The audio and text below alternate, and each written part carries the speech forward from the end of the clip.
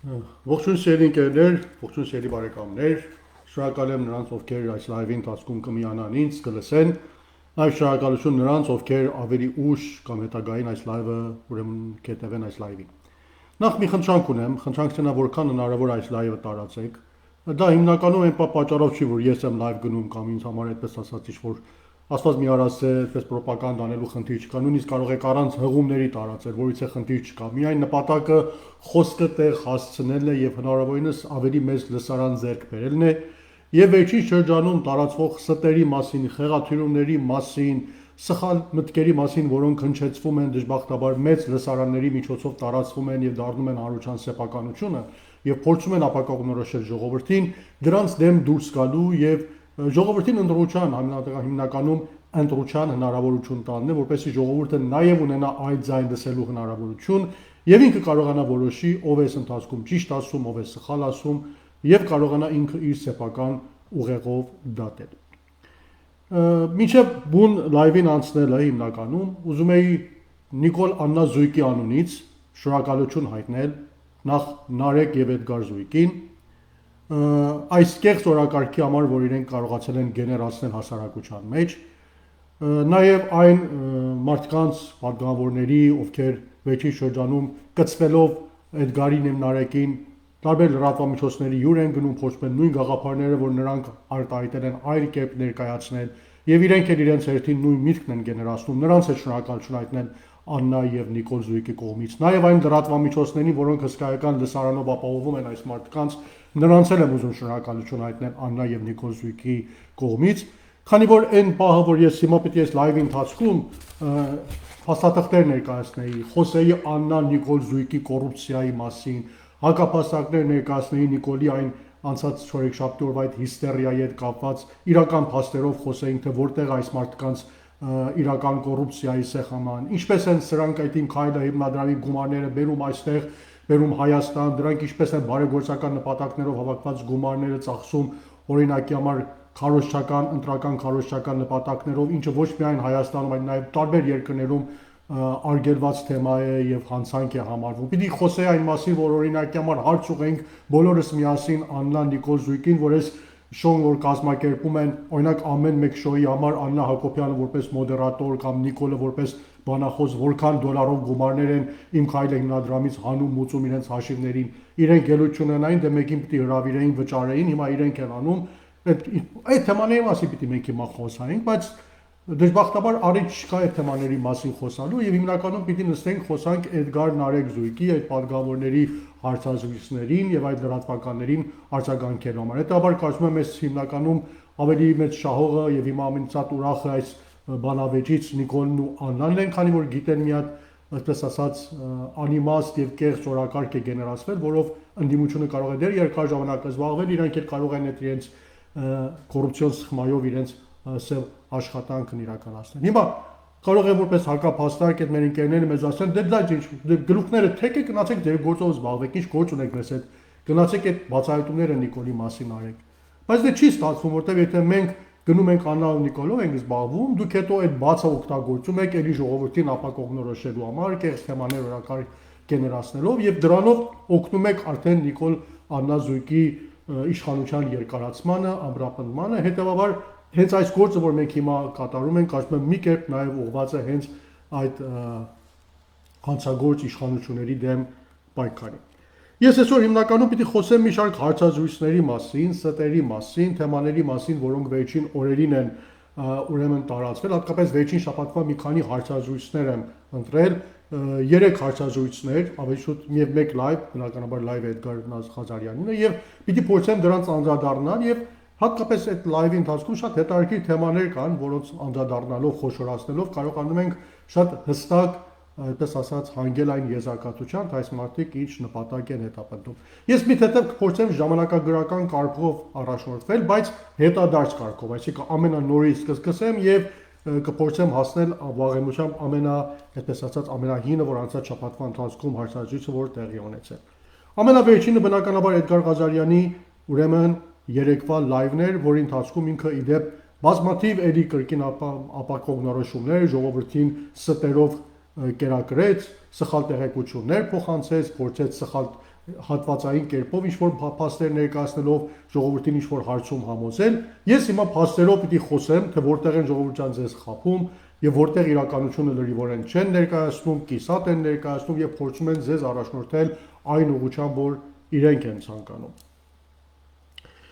Ես կփորձեմ հատված, եթե հնարավոր լինի նաև միացնել այդ լայվերը, հենց այն ձևաչափով, որ Էդգարը եւ Նարեկն են վերջի շրջանում առաջնորդվում, դուք լսեք նաև այդ մարդիկ ինչ են ասում, հետո ես կփորձեմ, այդպես ասած, պատասխանել այդ լայվերին։ Հույսով եմ, որ ձայնը լավ կլինի միացնելուց, եթե հանկարծ խնդիր ա լինում, խնդրում եմ հիշեցնեք, որպեսզի ես կարողանամ ավելի, այդպես ասած, ստուգել եւ ավելի լավ տարբերակով առաջնորդել։ Կսկսենք Էդգարի լայվից։ Երեկվա լայվի ընթացքում մոտապես 6 րոպեում նման մեկ միտք արտահայտում Էդգար Ղազարյանը, լսենք։ Իսկ ազգային ժողովի լուծարման հիմքերը սահմանված են սահմանադրությամբ։ Այսինքն պետք է վարչապետը հրաժարական տա եւ ազգային ժողովը Իդեպ նախ ասեմ, որ խոսում է այն մասին, որ ընտրությունների գնալու տարբերակը արտահայտ ընտրություններին որն է եւ ասում մեկ տարբերակ կա ազգային ժողովի լուծարումը։ Լսենք։ Երկու անգամ վարչապետ չընտրի։ Միայն այդ դեպքում է ազգային ժողովը լուծարվում։ Ակնհայտ է, որ Նիկոլ Փաշինյանը հիմա հրաժարականի մտադրություն չունի, վախենում է, որ իր հրաժարականի Հիմա ասենք ինչու է Էդգար Ղազարյանը այս թեմային անդրադարձել, որտեղ Նիկոլ Փաշինյանը նախկին ազգային ժողովի քննարկումների ժամանակ հայտարարեց, որ իրենք արտահայտի նպատակ չունեն։ Կարծում եմ միայն Էդգարն ու Նարեկը կարող են վստահել Նիկոլ Փաշինյանի ասած խոսքին եւ հավատալ, որ ինքը եթե արտահայտի նպատակ չունեն, արտահայտի նպատակ չունեն եւ չեն գնալու։ Կարծում եմ խելացի մարդը կարող է հասկանալ, որ Նիկոլը այս պահին կարող է մի բան ասել, 1 ժամ հետո կարող է լայվ մտնել լրիվորեն հակառակ մի բան ասել եւ դե գիտի իր մոտիտներով ինչպես այդ ամբողջը ուրեմն պատճառաբանել եւ արդարացնել։ Բայց հիմնականում խոսքն է, որ ասում է արտահայտ ընտրությունների չի կարող գնալ, եթե ընդդիմության համաձայնությունը չլինի, վստահ չլինի, որ ընդդիմությունը տեխնացու չի ներկայացնում, սահմանադրությունը այդ ասում։ Այո, իրականությունը այդպես է, սահմանադրությունը այդ ասում։ Բայց ես մի անգամ գրել էի Էդգար Ղազարյանի կապակցությամբ, որ ինքը ընդհանրապես միայն օրենքներն է կարդում, օրենքների տողատակերը կարդալու ընդունակություն չունի, կարողություն չունի, ու նաև օրենքների բացերը չի կարողանում հասկանալ, եթե միտեղ օրենքում բաց կա չի խոսում այդ մասին, դա արդեն անծայրացի հնարավորություններ է ստեղծում։ Օրինակ, հենց ազգային ժողովի լուծարման համար այո, Նիկոլ Փաշինյանը 2 անգամ նույն տարբերակով է առաջնորդվել։ Ընդդիմության հետ համաձայնության է եկել, որ տեխնատու չեն առաջադրի, ինքը երկրաժարվել է, 2 անգամ չի ընտրվել, ըստ օրենքի ազգային ժողովը լուծարվել է։ Բայց ազգային ժողովի լուծարման համար կա տրամաբանական այլ միջոց նաև, որը Նիկոլն ունի, ընդհանրապես ընդդիմությանն էլ կարիք չունի։ Եվ դա համալադրությամբ գրված չի, բայց գործնականում այդտեղ է հանգեցնելու։ Եվ դա Նիկոլ Փաշինյանի մի հատ սովորական տեքստն է, որ գիշերը կուղարկի իր թիմակիցներին, Իմ քայլ խմբակցությանը եւ կասի ես գնում եմ արտահայտ ընտրությունների, վաղ առավոտյան բոլորդ մանդատները վայր եք դնում ազգային ժողով չեք ներկայանում ոչպես մեծամասնություն։ Մեծամասնությունը որ չներկայանա ազգային ժողով, թե համանadrության մեջ այդ մասին որից է բան գրված չի, ազգային ժողովի կանոնակարգը դրա մասին լռում է, բայց քանի որ լռում է, տրամաբանորեն ազգային ժողով գոյություն չունի, կամ հենց օրենքի ուժով կլուծարվի ազգային ժողովը, կամ խնդիրը կհղվի համանadrական դատարան, դա արդեն համանadrական դատարանն էլ Էդգար Ղազարյանը գիտի ինչ որոշում է տալու այդ մասին։ Հետևաբար այն միֆը, որ մինչև ընդդիմությունը չհամաձայնի արտահայտ ընտրություններ չի կարող լինել, դա բացարձակ սուտ է եւ սխալ է։ Նիկոլ Փաշինյանը ցանկացած ժամանակ մեզ կարող է մտցնել արտահայտ խորհրդանական ընտրությունների մեջ։ Իդեպ հենց վաղ առավոտյան, այսինքն այս գիշեր թեքստ կանի, վաղ առավոտյան բոլոր падգավորները մանդատները վայր կդնեն, դուրս կգան ազգային ժողովից, մեծամասնությունը չի գնա, ազգային ժողով չի գումարվի եւ երկիրը չի կարող ազգային ժողով չունենալ, հետեւաբար կլուծարվի եւ մենք ունենանք արտահայտ խորհրդանական ընտրություններ։ Սա առաջին թեման է, որ շատ հաճախ է այս մասին խոսվում, ուզում եմ մեկ անգամ խոսել եմ սրա մասին, ասեցի մեկ անգամ էլ խոսեմ, որպեսզի ձեզ համար պարզ դառնա, թե իրականության մեջ ինչ է անցնում դառնում։ Երկրորդ թեման, որ շատ ավելի հետաքրքիր է եւ ես կուզեմ դրա վրա ավելի շատ կենտրոնանալ, Էդգար Ղազարյանը երեկվա արտադրույցի մեջ նման հավակնություն կատարեց իր լայվում, որ իրենց այդ նախաձեռնությունը իր եւ Նարեկի բուրըն ընդառաջման է արժանացել ժողովրդի կողմից, այդպես ժողովուրդը հալումաշ է լինում, վարկյանը հաշվում, թե երբ այդ իմպիչմենտի նախաձեռնությունը ներկայացվելու ազգային ժողովում, Նիկոլն էլ հաջորդ առավոտյան իշխանազրկվելու է եւ իրենք էլ տոնելու են այդ իշխանազրկումը։ Եվ որպես ապացույց ինչ է ներկայացնում, ուրեմն անցած շաբաթ, դե չես խանում մայիսի 5-ին էր, թե 4-ին թե 5-ին, Գելապ հաստատության տարածած մեկ սոց հարցումն է ինքը հղում կատարում եւ հետեւյալ արտահայտությունն անում։ Լսենք, ես հետո խոսեմ այս մասին։ Ուրեմն 36-րդ րոպեում է, եթե չեմ սխալվում։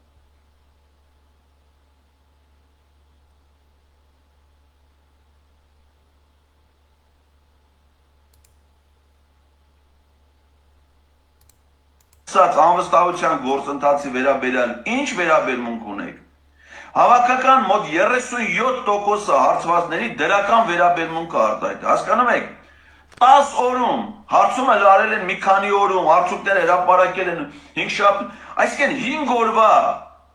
աշխատանքը 5 օրվա հասարակության Ուրեմն ինքն ասում է, որ Գելապը հասազրույցը սոցհարցում անցկացել եւ իրենց նախաձեռնությունը իմպիչմենտի ժողովրդի 37% էսպայի դրությամբ գոհ է։ Բայց իրականության մեջ Գելապի սոցհարցում ինչ է եղել։ Իհարկե մասամբ ճիշտ է ասում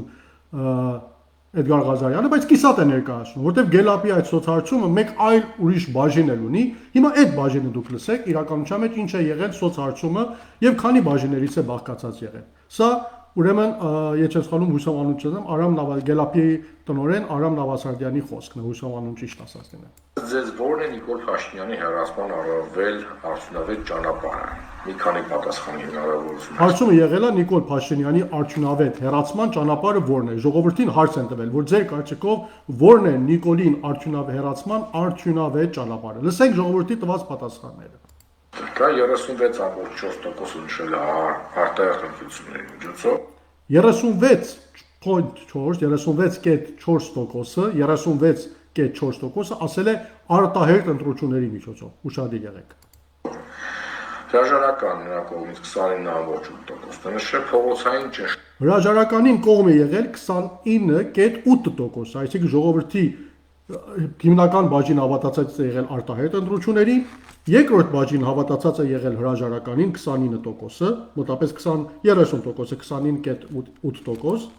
10.1%-ը փողոցային պայքարին կողմ է եղել 10%-ը մոտավորապես, impeachment 5%-ը նշել Impeachment-ին ընդհանրապես հավատում է միայն 9% հասարակությանը։ Սա Գելապի կատարած հացոցարցումն է, նույն հացոցարցումը, որի երկրորդ բաժնին իհարկե ուրեմն Էդգար Ղազարյանը հղում է կատարում։ Այս բաժինը ինքը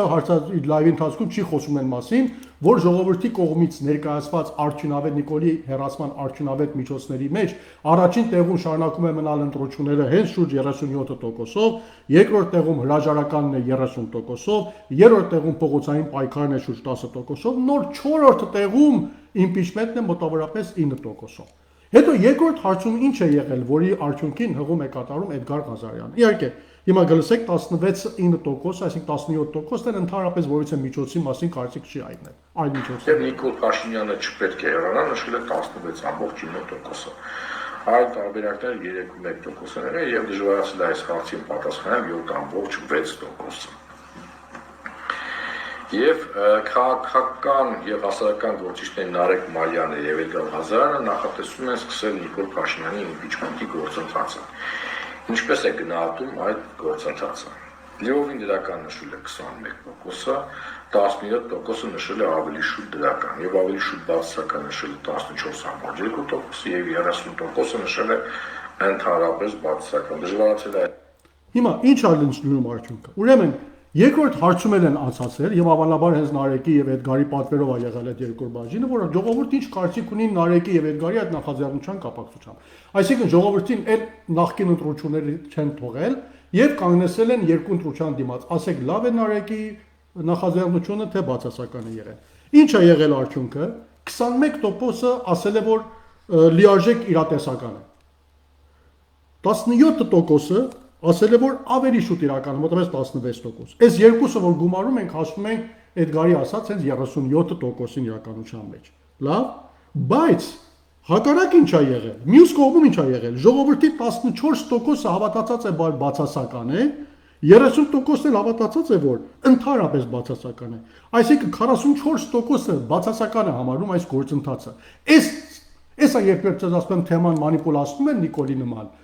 կիսատ են ձեզ ներկայացնում։ Հենց այստեղ արդեն երկու մանիպուլյացիա է տեղի ունեցել։ Հենց նույն այն սոցհարցումը, որ ինքը ներկայացել է դրական արդյունքները, որ 37% ա եղել, ներկայացել է, որ բացասականը, որ մոտավորապես եղել է 44%, չի ներկայացել ձեզ իր լայվի ընթացքում։ Ժողովրդին բացարձակապես խաբել է։ Ու նաև չեն ներկայացել նույն սոցհարցման մեկ ուրիշ բաժինը, որտեղ հիմնականում հեռացման տարբերակների մասին են ժողովրդին հասցնում, որտեղ ընդհանրապես հավաքել է 9%, առաջին տեղում շեշտում եմ, դեռ շարունակում է ժողովուրդ հավատացած մնալ, որ ընտրություններով ավելի արդյունավետ է Նիկոլին հեռացնելը, հետո հրաժարականն է, հետո հրաժարականն է, փողոցային պայքարն է եւ իմպիչմենտը։ Կարծում եմ այսքանից արդեն դուք կարող եք կռահել այս մարդկանց գործելավոճը ոնց է եւ հանրային աջակցություն այս մարդկանց նկատմամբ ինչպես է եւ ինչպես են այս մարդիկ թեմաները կիսատ ներկայացնելով ձեզ ապակողնորոշում։ Իդեպ շատ հետաքրքիր էր, ես Էդգարին կխնդրեմ այս սոցհարցումը տանի դնի Նարեկի սեղանին, քանի որ Նարեկ Մարյանը վերջի շրջանում շատ է ասում Ռոբերտ Քոչարյանի ռեսուրսը որտեղ է, Ռոբերտ Քոչարյանը ռեսուրս չունի, իդեպ ինձ այդ հեռախոսազրույցի ժամանակ մի քիչ էլ այսպես կոշտ ոճով Էդգար պնդում է, որ Քոչարյանը ձայն չունի, ընտրությունների մասնակցի 1-2% էլ ավել չի հավաքի։ Հիմա ինքը նույն գելապին է հղում կատարում իրենց խոսք ապացուցելու համար, որտեղ Ռոբերտ Քոչարյանը այս պահին Նիկոլ Փաշինյանից հետո ուրեմն երկրորդ տեղում է գտնվում շուրջ 6%-ով եւ Նիկոլի Բարկանի հետ է Ռոբերտ Քոչարյանը 2-ից 3% գոնե վերջին շրջանում աճ է արձանագրել։ Հիմա եթե նույն ոճով առաջնորդվեին, մի հատ սոցհարցում անցկացնեին, որ ժողովուրդ ջան, դուք ունեք երկու ընտրություն Նիկոլ Փաշինյան, Ռոբերտ Քոչարյան, այդ թեմայով սոցհարցում կատարել գելապը։ Իմ համար շատ հետաքրքիր կլիներ, թե դրա արդյունքը ինչ կլիներ, այսինքն ժողովուրդ այլ տարբերակներ չունենար, իմանալ Նիկոլից ձերբազատվելու միակ հնարավորությունը Ռոբերտ Քոչարյանը, հետո տեսենք արդյունքները ինչ կլիներ, այնպես որ իրենք են սիրում ուրեմն առաջնորդվել եւ անել։ Մի հատ էլ Էդգարի այս հարցազրույցի հատվածին էլ անդրադառնամ, քանի որ այս թեման նաև մյուս հարցազրույցների մեջ էլ կա, ես կարծեմ հետո կանդրադառնամ այս թեմային։ Բայց Նարեկի ուրեմն Էդգարի այս լայվի կապակցությամբ ես մի թեմա էլ ասեմ եւ ընդհանրապես Էդգարի լայվերի թեման փակեմ, ասեմ մյուս հարցազրույցներին, քանի որ այնտեղ էլ շատ լուրջ եւ հետաքրքիր ուրեմն թեմաներ կան խոսելու համար։ Ուրեմն հետաքրքիր կերպով ես նայում էի անցած շաբաթվա, ես սովորություն եմ ընդհանրապես նայում եմ, որ անցած տարի նույն օրը ինչպիսի գրառումներ ա եղել, ինչպիսի իրադարձություններ ա եղել, ես ինչպես եմ արձագանքել, ու շատ հետաքրքիր կերպով հանկարծ գրել էի Facebook-ում էլ, հանդիպեցի անցած տարվա մայիսի 7-ին, այսինքն Սրբազան շարժման նախաշեմին, երբ դեռ ժողովուրդը չէր եկել հասել հրապարակ, նոր Բագրատ Սրբազանը կարծեմ սկսել էր քայլել, թե գուցե դեռ սկսել քայլել մայիսի 7-ին Էդգար Ղազարյանի լայվը, որտեղ ինքը հետաքրքիր թեմաների մասին է խոսում, նույն մոտավորապես բաները, որ հիմա ասում է, այն ժամանակ էլ էր ասում, այն ժամանակ էլ է ժողովրդի ընդդիմությանը մեղադրում, շատ հետաքրքիր է, որ ինքը դեռ մայիսի 7-ին որտեղից գիտեր, որ Բագրատ Սրբազանը գալու է, իմպիչմենտ է գեներացվելու, հաջողություն չի ունենալու, որ նախապես իրեն դատավոր կարգած արդեն իսկ ընդդիմությանը մեղադրանքներ էր հղում այդ կապակցությամբ։ Բայց մի հետաքրքիր մի բան է այդտեղ կատարվում, երեք հիմնական սխալ բաներ այդտեղ տարածել, դեռ անցած տարվանից է այդ սխալ բաները Էդգարը տարածում։ Մեկ այդ անցած տարվա լայվի ընթացքում ես մի շատ հետաքրքիր ուրեմն գյուտ կատարեցի, որ ինքը ժողովրդին սխալ տեղեկություն փոխանցելով ասում է, որ Նիկոլը պատրաստվում է հանրաքվեի եւ ընտրությունների երկուսը նույն օրն է անցկացնելու։ Բոլորս էլ գիտենք, որ Հայաստանի Հանրապետության օրենքներով հնարավոր չի հանրաքվեն եւ ընտրությունները նույն օրն անցկացնել։ Այդ լայվի ընթացքում ոչ մի բացատրություն չի ներկայացնում Էդգարը եւ այնպեսի միտք է գեներացնում ժողովրդի մոտ, այսա ժողովուրդ Նիկոլը գնալու ընտրությունների, հանրաքվեն էլ համանadrությանը բերելու է դնելու նույն օրը եւ ձայնաշայելու։ Թե հետո իր միտքը ստուգելա, չի ստուգել, ես չգիտեմ, չեմ հետևել իր ամբողջ լայվերին, ժամ էլ չունեմ, բայց այն որ այդ լայվի ժամանակ որ բավական մեծ լսարան էր կարողացել հավաքել ժողովրդին սուտ է տարածել, կարծում եմ հետաքրքիր երևույթ է լինում։ Այդ լայվի ընթացքում ինքը խոսում է ընդդիմության մանդատների մասին։ Եթե հետևած լինեք վերջի շրջանի լայվերին, հաճախ խոսում այն մասին, որ պահել եք մանդատները, ինչ արեք, մանդատները վայր դնեք, դուրս գայեք օգոստոսից հետո, ես ինչ գիտեմ, խորհրդարան ոչ մի բան էլ չէր պատահի, խորհրդարանը ձևավորված էր, իդեպ ինձ հետ հեռախոսազրույցի ժամանակ եթե չեմ սխալվում նույն միտքը արտահայտեց, որ հա խորհրդարանը մեկ անգամ ձևավորվեց, էլ ոչինչ չէին կարող անել, մանդատները դնեիք, դուրս գային, բայց հետարքի կերպով անցած տարի ինքը լրիվորեն 100%-ով հակառակ կարծիքն է ունեցել։ Ասել է, որ ինքը դեմ է, որ մանդատները դնեն դուրս գան, լավ է, որ մանդատները պահեն, հայտնի չի մանդատները դնելուց հետո ինչ կկատարվի։ Ես միայն սրանք շեշտում եմ, որպեսզի դուք այս մարդկանց սկզբունքայնությունը որ տեսնենք, որ 1 տարի առաջ լրիվորեն ասվել էր, որ վստահ չի մանդատները վայր դնելուց հետո ինչ կպատահի, մանդատները չպետք է վայր դնեն, իսկ հիմա եթերների ժամանակ գնում է եւ հաճախ խոսում այն մասին, որ պետք է մանդատները վայր դնեն, պետք չի, եթե ոչ են օգտվում եւ դուրս կան ոչ մի բան էլ չի պատահի դրանից։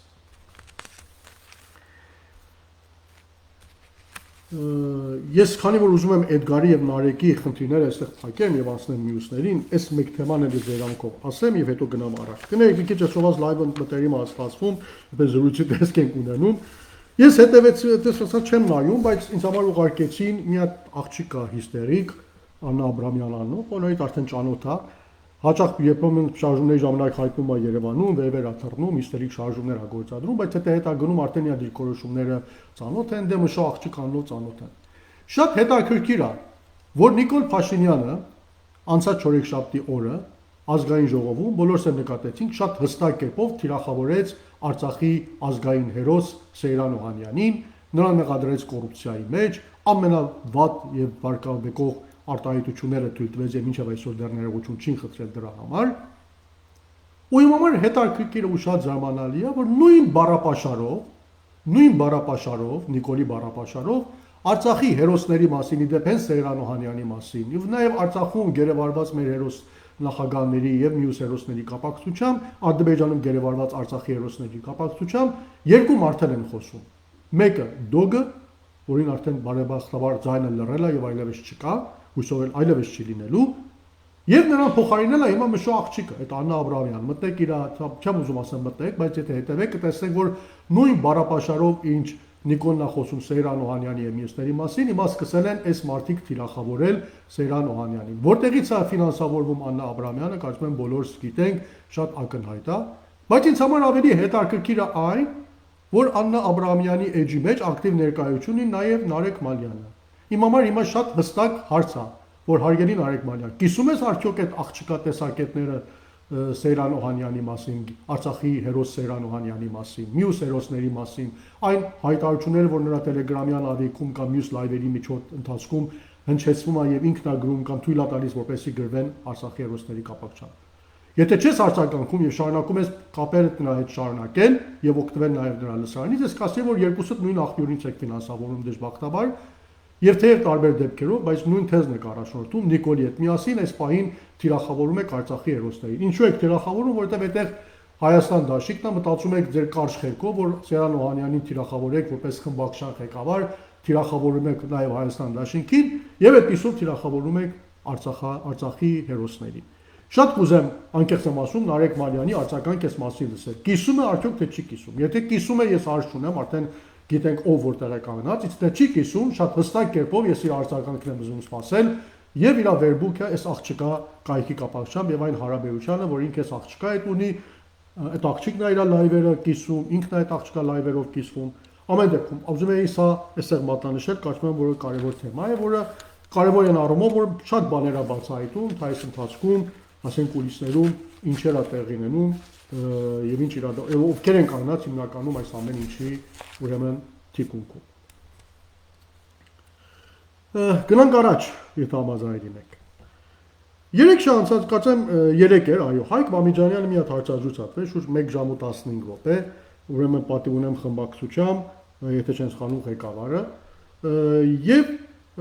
մի շարք թեմաների մասնակցել, որ իմ կարծիքով իսկապես ցավալի է, ես չէի ուզի պարոն Մամիջանյան նման թեմաների անդրադառնալ, եւ ես շատ չեմ խորանա առայժմ այդ թեմաների մասին, բայց մի շատ հետաքրքիր թեմա կա, որ նույն այդ մանիպուլյացիաները, որ տեղի են ունենում Էդգարի միջոցով, Դոգի միջոցով, Նիկոլի միջոցով, ուրիշ կերպով տապոկ սրտի այդ եթերում է տեղի ունենում եւ հարգելի հաղորդավարի կողմից։ 32-րդ րոպե չեմ ուզում միացնել, անկեղծ եմ ասում, ունեմ այստեղ պատրաստ պահել եմ, բայց չեմ միացնի, քանի որ չեմ ուզում տարածեմ դա։ Պատգամավորների թոշակի հարցն են առաջ քաշում, ես ինչ գիտեմ, ինչ-որ կեղծ օրակարգ են ձևավորում, որ իբր պատգամավորները թոշակի հետևից են, աշխատավարձի հետևից են, իբր թոշակի մասին են խոսում, ուզում են, որ այս ազգային ժողովը մնա մինչև իր վերջին պահը աշխատի, որպեսզի կարողանան լիարժեք թոշակներ ունենան, եւ հետո չարախնդալով այդ թեմայի մասին խոսում են։ Գիտեք, նույն այդ թեմայի մասին խոսում են ընդդիմության մեկ ուրիշ հատված, ինձ համար շատ զարմանալի է, որ այդ թեմային անդրադառնում է մարդ, ով ինքը այսօր այդ ազգային ժողովում նստած է եւ չի արձագանքում եւ չի կանխում այդ։ Եվ ես ընդհանրապես չգիտեմ մարդկանց աշխատավարձը ինչ կապ կարող ունենալ իմպիչմենտի ուրեմն թեմայի հետ։ Ընդհանրապես իմպիչմենտի թեման այն թեման է, որ այս մարդկանց կապահովեր այդ աշխատավարձով, որտեղ կերաշխավորեր, որ այս ազգային ժողովը մնա մինչև վերջ աշխատի, իրենք էլ իրենց լրիվ թոշակին հասնեն, այսինքն եթե ճիշտ են խոսում այդ մարդիկ, հիմնականում ազգային ժողովի պատգամավորները պիտի հետևեին իմպիչմենտին, որպեսզի Նիկոլին փոխեն, բայց ազգային ժողովը մնա։ Բայց գործնականում այլ գործակարգ է առաջ գնում, եթե օրինակ արտահայտ ընտրություններ լինի, ինչ որ նախագահ Քոչարյանն ասեց իրեն կմասնակցեն, այդ թոշակների հարցն էլ բնականաբար չի լինելու եւ ավելի իրենց վնասին է լինելու։ Հետաբար ինձ զարմանա, որ այս մարդիկ նույնիսկ չեն էլ գիտակցում ինչ են արտահայտում, բայց դե երբ թոշակ բառն է գալիս, աշխատավարձ բառն է գալիս, միլիոն բառն է գալիս, հասարակության մի ստվար խավ սկսում է դրա կապակցությամբ զգայնու դառնալ, առանց մտածելու, առանց խորքը թափանցելու, թե իսկապես ինչ է այդտեղ ասվում, տրվում է, այդպես ասած, այդ քարոզչությանը եւ սկսում է այլ կերպ մտածել։ Ես ուզում եմ ցավ հայտնել միայն նմանատիպ սև քարոզչության կապակցությամբ, որը տարվում է լրատվամիջոցների միջոցով, այսօրվա Հայաստան դաշինքին հիմնականում վարկաբեկելու համար, եւ ուզում ասեմ, լավ չի, մի արեք, եւ եթե շարունակեք անել, հետո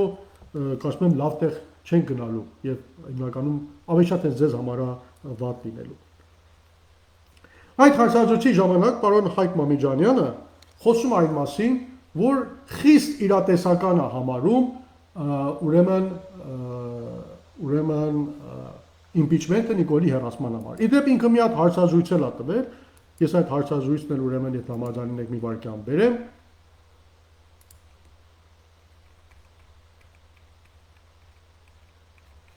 Նման խորագրով հարցազրույց էր տվել, որ իմպիչմենտը այս պահին իշխանափոխության ամենաիրատեսական գործիքն է, այլընտրանք ոչինչ չանելն է։ Իդեպ այդ հարցազրույցի 41-րդ րոպեում ինքը նման հարց է տալիս։ Ես կարծում կարողանամ դա միացնել մի վարքյան։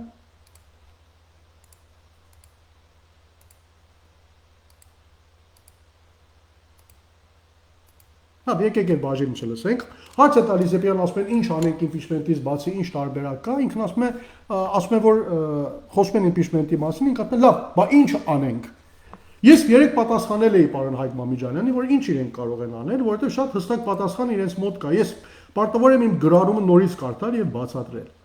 Եկեք մի պահ համաձայնենք հարգելի պարոն Մամիջանյանի հետ այն հարցում, որ իմպիչմենտը այս պահին իշխանափոխության ամենաիրատեսական գործիքն է։ Սա խոսել են News.am-ի կայքի մեջ այս խորագիրը կար, նաև այդ հարցազրույցի ժամանակ պարոն Մամիջանյանը նման խորագիր է, ուրեմն նման թեմա է զարգացնում, որ ամենաիրատեսական միջոցն է, ուրիշ իրատեսական միջոց այս պահին չունենք, փորձենք, եթե էս էլ չանենք, բա ինչ անենք։ Հիմա իմ պատասխանը դրան։ Մենք առանց ծրագրի չենք կարող։ Ուրեմն ես հղում եմ կատարել նախագահ Սարգսյանի, Սերժ Սարգսյանի, Հանրապետական կուսակցության առաջնորդ եւ ղեկավար Սերժ Սարգսյանի, հարգելի պարոն Սարգսյանի, ապրիլի 24-ին ճեպազրույցում լրագրողների տված պատասխանի, լրագրողները հարց են տալիս, որ իշխանափոխության համար ինչ ծրագիր ունեն, նախագահ Սարգսյանը հետեւյալ արտահայտությունն անում, որ բավական լայն արձագանք կտա։ Մենք առանց ծրագիր չենք գործում, ունենք ծրագիր, բայց չեմ կարծում, թե իմաստ ունի հիմա այդ ծրագիրը հրապարակելը։ Շատ հստակ կերպով նախագահ Սարգսյանը հայտարարում է, որ իրենք ունեն իշխանափոխության ծրագիր։ Եվ դա չի հերքվել, որ խոսքը բնականաբար ուրիշ ծրագրի մասին չի, կուսակցության ծրագրի մասին չի, ես ինչ գիտեմ, հավանաբար ես ինչ տարբեր թեմաների մասին չի, Արցախ ազատագրելու մասին չի։ Շատ բարձր է, որ եթե կա ծրագիր պետք է լինի այս իշխանություններից ձերբազատվելու մասին։ Եվ հստակ ասում եմ, որ ծրագիր կա։ Իդեպ պարոն Մամիջանյանը եւ մյուսները նախկինում դեռ երկար ժամանակ առաջվանից հարցազրույցների ժամանակ միշտ էլ ասել են, որ իրենք դեռ իրենց պայքարը չեն սկսել, ունեն ծրագիր, պայքարի ծրագիր, երբ ժամը կա զանգը կհնչեցնեն, մենք դեռ սպասում ենք դրան։ Եվ հիմա իմ պատասխանը եղել է հետեւյալը այդ հայտարարությանը, որ պարոն Մամիջանյանը այդտեղ կատարել է։ Մենք երեք տարբերակ ունենք այդ հայտարարությունից հետո։ Նկատի առնենք, որ պարոն Մամիջանյանն ասում է իրատեսական չի, իր ամենաիրատեսական իմպիչմենտն է, նախագահ Սարգսյանն էլ ասում է մենք ծրագիր ունենք։ Կամ նախագահ Սերժ Սարգսյանը պայի ազդեցության տակ մի բան ասել է ու ոչ մի ծրագիր էլ չկա, որտեվ եթե պարոն Մամիջանյանն ասում է իրատեսականը impeachment-ն է եւ հետո ասում է որ impeachment-ը մեզ հետ կապ չունի, մենք չենք դրա նախաձեռնողը, նշանակում է որ պետք է լինի այլ ծրագիր։ Բայց եթե պարոն Մամիջանյանն ասում է իրատեսականը impeachment-ն է, նշանակում է որ ուրիշ ծրագիր չունեն։ Այլապես այդ իրատեսականը պետք է լիներ իրենց ծրագիրը, ոչ թե impeachment-ը։ Շատ պարզ է, չէ՞։ Ասում է որ ամենաիրատեսականը impeachment-ն է եւ նախագահ Սարգսյանը ասել է որ ծրագիր ունեն։ Եթե ամենաիրատեսականը impeachment-ն է, ուրեմն իրենց ծրագիրի մասին ինչ խոսք կարող է լինել էսը։ Երկու, կամ պարոն Մամիջանյանն է խափում ժողովրդին ու կա ավելի իրատեսական ծրագիր, որ բնականաբար պիտի իրենց կուսակցության ու դրա նախագահի հայտարարած ծրագիր լինի։ Այս տարբերակներ կա, որտեղ եթե նախագահ Սարգսյանը ասել է ծրագիր ունենք, բնականաբար իրենց ծրագիրը պետք է լինի իրատեսական, իրենց կուսակցությունը պետք է հակված լինի այդ ծրագրի գործադրելուն, իսկ եթե իրենց ծրագիրն է իրատեսական, բա ինչու է պարոն Մամիջանյանը impeachment-ը համարում իրատեսական։ Ինչ կապ կա այս երկուսի մեջ։ 3. Երրորդ տարբերակ էլ կա, որ այն ծրագիրը, որ պարոն Սարգսյանն է ասում, նախագահ Սարգսյանն է ասում, եւ այն impeachment-ը, որ իրատեսական է համարում պարոն Մամիջանյանը, երկուսը հենց նույն ծրագիրն են։ Այսինքն նույն մշակված ծրագիրն է, որ այդ դեպքում թե պարոն Մամիջանյանն է ճիշտ ասում, եւ թե նախագահ Սարգսյանն է ճիշտ ասում, երկուսն էլ ճիշտ են այստեղ ասում։ Հետաբար բարձ է դառնում, որ այս նախագիծը հետ նույն ծրագիրն է, որը իրենք ունեցել են։ Հիմա հարց է ծագում, բա ինչու այդպես ասած իրատեսորեն չեք կարող գալիս ներկայացնել, ինչու եք թաքնվում, ասենք Նարեկի եւ Էդգարի թիկունքում, նրանց անվան տակ եք հայտարարություն գալիս, չեք ցանկանում քաղաքական պատասխանատվություն ընդունեք։ Իհարկե, մի 4-րդ տարբերակ էլ ես այդտեղ չէի գրել, բայց հիմա կա, որ պարոն Մամիջանյանը գուցե տեղյակ չի ընդհանրապես իրենց կուսակցությունում ինչ է անցնում դառնում, ընդհանրապես բեխաբար է, քանի որ պարոն Շարմազանով այլ բան հայտարարում, Աննա Մկրտչյան այլ բան հայտարարում, պարոն Մամիջանյանն ասում է իրատեսական է, նախագահ Սարգսյանը այդ ծրագրի մասն է խոսում, նշանակում է, որ տեղյակ չեն ինչա կատարվում, հետաբար խոսել են մասի, որ իրենց կուսակցությունը այսպես կուրա շարքերը կադրային կուր շարքեր ունեն, մի քիչ հետո այստեղ կասկածի տակ առնում։ Ես չեմ ուզում այս թեմայի մասին խորանալ, հույսով եմ, որ արձագանքը կլինի եւ իրենք շատ հստակ կասեն, որ արդյոք impeachment-ը այն իրատեսական ծրագիրն է, որ պարոն Սարգսյանը հայտարարեց, թե ոչ, իսկ եթե ոչ, պարոն Սարգսյանն ունի այլ ծրագիր, հանրապետականը ունի այլ ծրագիր, Սերժ Սարգսյանն ունի այլ ծրագիր, ինչու այդ ծրագիր անիրատեսական չի, իրենց impeachment-ն է անիրատեսական եւ իրանք հիմա impeachment-ի հետևից են գնում։ Ես չխորանամ այս թեմայի մեջ, անցնեմ գնամ առաջ, չեմ ուզում շատ, այսպես ասած, խորհրդարանի պատգամավորի մասին, այսպես ասած, հայտարարություններ անել։ Մյուս հարցազրույցը որ կար, ուրեմն պարոն Էդգար Շարմազանովի հարցազրույցն էր, որը 168.9-ին է տվել, այդտեղ էլ պարոն Շարմազանովը հետարքիր մտքեր է արտահայտել։ Ես ուզում եի դրան անպայման անդրադառնալ, որտեղ ժողովուրդը լսում են եւ մեծապսատ միտք է ձևավորվում, ուզում եմ տեսնել որտեղ է պարոն ուրեմն Շարմազանովը սխալ ասում։ Ես կմիացնեմ 20-րդ րոպեից, որտեղ հստակ արդեն այդտեղից մտքեր կան, առաջի բաժինը հայտարարությունը Ռուսաստան այցի մասին, Նիկոլ Փաշինյանի ռուս-հայկական հարաբերությունների մասին, հիմա այս պահին մեր հետաքրքրումների սահմաններում չի, բայց 20-րդ րոպեից արդեն սկսում եմ մոտավորապես խոսել impeachment-ի մասին։ Ինչ ասում պարոն Շարմազանովը։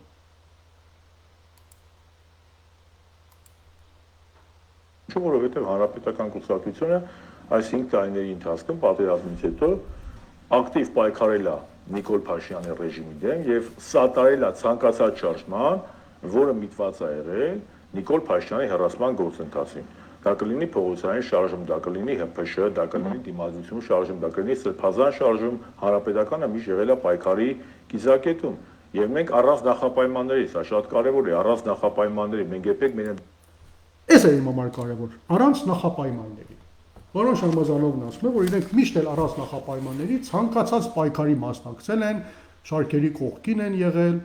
Իհարկե, դիմադրության շարժման ժամանակ ես ահավոր բաների ականատես եմ եղել, խոսել եմ դրա մասին, հիմա չեմ ուզում խոսել, Աննա Մկրտչյանի հարցազրույցի ժամանակ դրա մասին կխոսեմ, բայց նախապայմանի մասին։ Ես ուզում եի պարոն Շարմազանովին հիշեցնել 2024 թվականի մայիսի 18-ին սրբազան շարժման ամենաթեժ պահին իր կատարած գրառումը, երբ իրենք նախապայմաններով ընդհանրապես չեն խոսել եւ առանց նախապայմանների մասնակցել են ցանկացած համախմբմանը եւ պայքարին, որ ձևավորված է եղել։ Ես համախմբվելու չունեմ 2016-ին ՊՊՑ գունդ գրաված ոստիկանների հետ։ Եթե հիշեք, այդ ժամանակ Բագրատ Սրբազանին հաջողել էր ամենալայն համախմբում առաջացնել քաղաքական ուժերի մեջ, ամենատարբեր գաղափարներով մարդիկ, մի կողմ թողած իրենց բոլոր տարաձայնությունները եկել էին նստել էին սեղանի շուրջ, որպեսզի մասնակցեն Նիկոլի դեմ պայքարին։ Ու այդ ժամանակ հրապարակվում է պարոն Շարմազանովի հետևյալ ուրեմն գրառումը Facebook-ում, որը չափազանց մեծ արձագանք է գտնում։ Ես համախմբվելու չունեմ ժամանակի Նիկոլ Փաշինյանի արբանյակ հանդիսացողների հետ, ես համախմբվելու չունեմ Շուշին ու Ադրուտը, ես ինչ գիտեմ, Սև լճի 30% անձման ժամանակ ծպտուն չանած ուժերի կամ գործիչների հետ, ես համախմբվելու չունեմ Ռոբերտ Քոչարյանին, Մանվել Գրիգորյանին, ապօրինի կալանավորող Ներյու Սերժ Սարգսյանի վրա սարկած քրական գործի կարողների հետ։ Պարոն Շարմազանով, 2021 թվականին դուք ում եք դաշին կազմել, պատիվ ունեմ եւ մտել ազգային ժողով։ Այդ օրվա ազգային այն մարդու հետ, ով, ասենք, այդ թվականներին ազգային անվտանգության ծառայության պետ էր, եւ թե Մանվել Գրիգորյանի, եւ թե Ռոբերտ Քոչարյանի, եւ թե մյուսների դեմ ամեն դեպքում իր պաշտոնավարման ճիշտ կամ սխալ, ես չեմ ուզում խորհուրդ մտնել, դրանց դեմ քրական գործեր այդ ժամանակաշրջանում էր կապել։ Հիմա ինքն ասում է ես համախմբվելու բան չունեմ, բայց իրենք համախմբվել էին պաստորեն։ Ես այս ուզում եմ հիշեցնել, որ հիմնականում երբ խոսում են նախապայմաններ չդնելու մասին, մենք արդեն ունենք այս փաստը նախապայմանների մասին։ Իհարկե վերջում ասում եմ, որ սա իմ անձնական կարծիքն է, հանրապետական կուսակցության կարծիք չի, բայց դե ես ոնց ընդունեմ, որ այսինքն այդ Շամազանովի նման կարևոր դեպք հանրապետական կուսակցության մեջ կարող է իր սեփական կարծիքն ունենալ։ Այդ դեպքում, երբ ես Սփյուռքում Միացյալ Նահանգներում նստած մի հատ պարզ դաշնակցական երբեմն մի հատ կարծիք եմ գրում, հազարատ հեռախոս է լինում, որ իմ կարծիքը տանում են վերագրում են, ես չգիտեմ ումին ինձի համարում են ումին ինչի խոսնակը, պնդում են ասեք հանի, ձեր տեսակետն է, բայց եթե իրենց այդ մակարդակի բարձ տեսակետ արտահայտում, դա մնում է որպես իրենց, այսպես ասած, պարզ տեսակետը։ Ամեն կերպով ես ուզեցի միայն հիշեցնել, որ այդ համախմբ նախապայմաններով իրենք էլ են ժամանակին խոսել եւ միշտ են խոսել։ Իդեպ ես դեմ չեմ այդ գաղափարի հետ պարոն Շարմազանովի։ Գուցե հիմա որպես նախապայման ներկայացեցի, բայց պարոն Շարմազանովն ասում է այն, ինչ որ ասում է այսօր Ռոբերտ Քոչարյանը վերջին հարց ու պատասխանի ժամանակ, երբ ուներ հայկական համալսարանի ուսանողների հետ, մոտավորապես նույնը ասաց Ռոբերտ Քոչարյանը, որ կեղծ բաների հետևից չգնան, որ կամախմբվենք մեկ դրոշի տակ։ Անիրատեսական է, նման բան տեղի չի ունենալու, հետո պետք է առանձին գնան։ Նույն բանը, որ պարոն Շարմազանովն է ասել, Ռոբերտ Քոչարյանն էլ է իմ ասել։ Հիմա հետաքրքիր է, ինչու Ռոբերտ Քոչարյանին քարկոծում են, որ դու միասնականությանը դեմ ես, այդպես չես ցանկանում միասնական ճակատ կազմենք, բայց պարոն Էդվարդ Շարմազանովը ուղղակի 1 տարի առաջ մոտավորապես հենց նույնն ասել, ինչ որ այսօր նախագահ Ռոբերտ Քոչարյանն ասում։ Կարծում եմ հիմա եթե մեկը դեմ է Ռոբերտ Քոչարյանի այդ հայտնած մտքին, կարող է գնա ուրեմն պարոն Շարմազանովից այսօր հարցնի, թե ինքը ինչ կարծիք ունի իր այդ գրառման մասին։ Ասենք առաջ։ Պարոն Շարմազանով այդ հարցազրույցի ժամանակ նաև մի այլ կարևոր թեմայի է անդրադառնում, մի շատ անիմաստ համեմատություն է կատարում, որը ոչ միայն պարոն Շարմազանովն է կատարել, կարծում եմ Նարեկ Մալյանն էլ է կատարել, Էդգար Ղազարյանն էլ է կատարել, եւ ինձ համար շատ հետաքրքիր է, որ այս մարդիկ ասում են մենք իրար հետ ոչ մի փոխկապակցվածություն չունենք, այն դրատվականները մերը չեն, բայց այդ դրատվականներում ամենը գնում են նույն միտքն են արտահայտում։ Եթե միասին չեք աշխատում, նույնը չեք կիսում տեսակետեր, բայց ոնց է լինում, որ ձեր բոլոր խոսույթը, ձեր հայտարարությունները նույնն են եւ նույն բովանդակությամբ են գնում, նույն տրամաբանությունն է։ Ճիշտ ասած մի տեղից մի բան գրվում է, այդպես copy paste է լինում, բաժանվում է բոլորին, ասում են գնացեք գեթանի, մտա մի քիչ բառեր փոխելով նույն մտքերն արտահայտեք։ Ինչ ասում պարոն Շարմազանով արտադրույցի 23-րդ րոպեում։ Ինչ համեմատություն է անցկացնում։ Ես, եթե լինեի падգամավոր, ես որևէ խնդիր չէի տեսնում ստորագրելու իմպիչմենտի թղթի տակ եւ ավելին չեմ տեսնում ինչ թիրախավորում կարող լինի։ Թող տա իմպիչմենտ տա, ստորագրեք։ Ասում են ինչ ստորագրենք, եթե երաշխիք չունենք, որ հաջողության է հասնել։ Եթե չգիտենք ԿՊԱ-կան 16-18 падգամավոր կողմ կերակի դրանք, ինչ անենք։ Ասեմ ձեզ մի բան։ Նույն Հայաստան Դաշինքի մեր հարգարժան իմ գործընկերները, նրանցից շատերը ունեն ընկերական բարեկամական հարաբերություններ։ Ձեր եթերի միջոցով իրաց մի հատ հարց ուղեն, հարգելի բարեկամներ, հարաբերելի քույրեր եւ եղբայրներ։ Երբ որ ժխտողականության օրենք եք բերում պարլամենտ, որը շատ կարևոր է, որը ես ողջունում եմ։ Երաշխիք ունեք, որ անցնելու է։ Չէ, չունեն։ Ավելի գիտեն, որ չի անցնի։ Պատասխանեմ պարոն Շարմազանովի հարցին։ Բնականաբար երաշխիք չունեն անցկացնելու, բայց հիմնականում այս համեմատությունն է անիմաստ։ Համեմատության չի կարելի համեմատել այդ impeachment-ի նախագիծ այն ժխտողականության նախագծի հետ։ Ինչու չի կարելի համեմատել։ Պարոն Շարմազանով ինքը երկար ժամանակ եղել է պատգամավոր եւ գիտի, որ ոչ բոլոր նախագծերն են ներկայացվում ընդունվելու համար։ Այսինքն ինչ դուք կարծում եք Հայաստան դաշնքի պատգամավորները նույնիսկ մի տոկոս հավանականություն տալիս էին, որ ԿՊԱ-ականները գալու են միանալ իրենց նախաձեռնությանը, կողմ են քվարկելու այդ ժխտողականության նախաձեռնությանը եւ հույս հավատ ունենալով, որ իրականություն է դառնալու այդ նախագիծը ներկայացել են։ Հաստատ ոչ։ Իրենք էլ գիտեին, որ մերժվում է, բայց դու երբեմն նախագիծ ես ներկայացնում ազգային ժողով, որ հենց այդ պատճառով, որպեսզի գնա, քննարկվի եւ մերժվի մեծամասնության կողմից, որպեսզի դրանից հետո դա դառնա լծակ քո ձեռքին, դա դառնա միջոց քո ձեռքին, բացահայտելու այդ խունտայի, այդ դավաճանների իրական դեմքը, որը կատարվեց։ Եթե դու ժխտողականության դեմ օրենքին դեմ ես գնում, նշանակում է դու ունես թաքուն նպատակ ժխտողականության այդ ուղեգիծը շարունակելու եւ մտահոգ ես դրա քրականացումից։ Դա է կատարվել հիմնականում։ Դա ինչ կապ ունի impeachment-ի նախագծի հետ, որ բերում եք impeachment-ի նախագծի հետ եք ուրեմն հայմատում։ Հիմա չընդունելու դեպքում ի՞նչ է տեղի ունենում։ Մի հատ եկեք այդ կողմից նայենք հացին։ Ժխտողականության այդ նախագիծը ներկայացվեց, չընդունվեց։ Դրանից հետո ի՞նչ տեղի ունեցավ։ Ավելի եւս բացահայտվեց, մեկ անգամ եւս բացահայտվեց, ավելի կտրուկ եւ հստակ կերպով բացահայտվեց ԿՊԱ-ականների իրական դեմքը, որ այս մարդիկ ցեղասպանությունը ուրացող են, պատրաստվում են ցեղասպանությունը ժխտել, ուրանալ եւ դրա քրականացումից վախենում են։ Ժխտելու արդյունքը եղավ այն, այո, այդ նախագիծը չընդունվեց եւ որից է մեկն չէր հավատում, որ կընդունվի, բայց արդյունքը եղավ այն, որ բացահայտվեց այս մարդկանց դեմքը։ Հիմա պարոն Շարմազանով, եթե impeachment-ի նախագիծ են ներկայացնում, տակները ստորագրում են, չի ընդունվում, ինչ նման արդյունք է ձեռք բերվում դրանից։ Մի հատ կասեք ինձ, ինչ է ստանալու դրա արդյունքում։ Այսինքն այդ չընդունվելու դեպքում ինչա։ Ընդ չընդունվելու դեպքում էլ ինչ որ դրական բաներ ձեռք ես բերում, լծակամ ստեղծում քեզ համար, բացահայտում ես նիկոլականներին։ Impeachment-ի չընդունվելու դեպքում ինչ է ստացվում։ Ունեք դրա պատասխանը։ Կարծում եմ չունեք։ Այդ միտքը իդե բոլորն էլ դարձել։ Նա Էդգար Ղազարյանն էլ է, ես ասեցի հետո խոսեմ դրա մասին, խոսել, որ եթե չընդունվի, ինչ կպատահի։ Այսօր էլ է նորից գրվել։ Ինչ կպատահի։ Ոչինչ չի պատահի, Նիկոլը կմնա իշխանության։ Էդվարդ Շարմազանով այստեղ նույնն ասում։ Լավ, չընդունվեց, ինչ կպատահի։ Ոչինչ չի պատահի, Նիկոլը կմնա իշխանության։ Հայկ Մամիջանյանն նույնն է ասում։ Եթե չընդունվեց, ինչ կպատահի, Նիկոլը կմնա իշխանության։ Զարմանում եմ, որ այս մարդիկ դնելով падգամավոր չգիտեն ինչ կպատահի։ Շատ բան կպատահի, ես ասել եմ, քանի որ Էդգարը կրկնում է, ես էլ եմ պարտավոր կրկնել, որպեսզի այնքան կրկնենք, սա հասկանաք։ Մենք խորհրդարանական համակարգ ենք, խորհրդարանական համակարգում խորհրդարանը ներկայացնում է ժողովրդին, համարվում է ժողովրդի ձայնը։ Սիրեք, չսիրեք, մենք ուզենք թե չուզենք, միջազգային հանրության դիտանկյունից այս խորհրդարանը այսօրվա ժողովրդի